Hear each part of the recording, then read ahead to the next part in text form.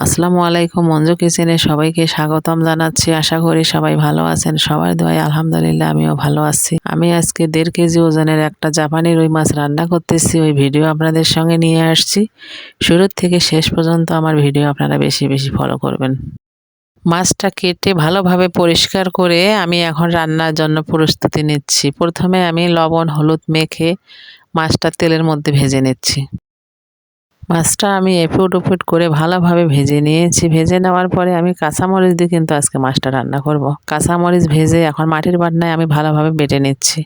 বেটে নিয়ে পেঁয়াজ ব্রাউন কালার ভেজে নিচ্ছি। ভেজে নেওয়ার পরে মশলা আমি কষাবো এখন। আমার মশলাটা কষানো হয়ে গেছে। আমি আলু কেটে রেখেছি, সেই আলু এখন ধুয়ে মশলার মধ্যে দিয়ে দিচ্ছি। আলুটা ভালোভাবে নেড়ে চেড়ে আমি যে মাটির বাটনায় মরিচ বেটেছি সেই বাটনা ধুয়ে এখন পানি দিয়ে দিচ্ছি সিদ্ধ হওয়ার জন্য আলুটা। এখন আমি ঢেকে রাখবো। আলুটা আমার সিদ্ধ হয়ে গেছে। আমি এখন ঢাকনা খোলায় আলুটা কষে নিচ্ছি।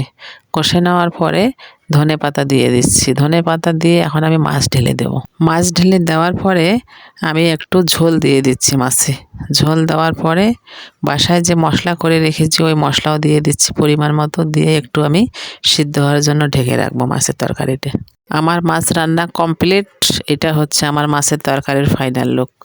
আমি যে মাছ রান্না করলাম আলু দিয়ে, শুরু থেকে শেষ পর্যন্ত আমার ভিডিও আপনাদের কেমন লেগেছে? ভালো লাগলে লাইক কমেন্ট শেয়ার করবেন এবং আমার পেজটিতে বেশি বেশি ফলো দিয়ে আমার পাশে থাকবেন। ধন্যবাদ সবাইকে। আল্লাহ হাফেজ, টাটা।